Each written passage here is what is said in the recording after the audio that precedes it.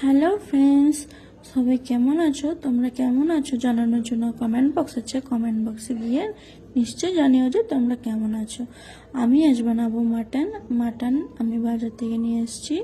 তো মাটনটা ধুয়ে নেব, ধোয়ার পরে মাটনটা একটা বাসনে নিয়ে নেব। নেওয়ার পরে আমি এদিকে মাটনটা ম্যারিনেট করে নেবো, মানে সব রকম মশলা দিয়ে একটু মাখিয়ে রেখে দেবো কিছুক্ষণের মতো।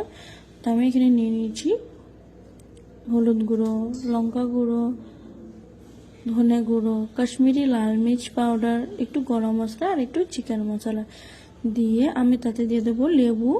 অনেকে দইও দাও, কিন্তু আমার আজকে দই আনতে ভুলে গেছি, তাই আমি দিয়ে দেবো লেবু। লেবুটা যদি ঘরে না থাকতো তাহলে আমি হয়তো দিতামই না। এদিকে ম্যারিনেট করার জন্য কিছুক্ষণ ছেড়ে দিয়েছিলাম, আর এদিকে কড়াটা গরম হয়ে গেছে। কড়াটা গরম হওয়ার পর দিয়ে দেবো পেঁয়াজটা ভাজতে দিয়ে দেবো। আরে ভগবান, এতে তো একটা টমেটো পড়ে গেছে, টমেটোটা তুলে নিয়েছি। পেঁয়াজটা ভাজা হওয়ার জন্য ছেড়ে দেবো। আর দেখো মশলা সব রেডি। আরে ভগবান, পেঁয়াজটা মনে হয় একটু বেশি ভাজা হয়ে গেছে।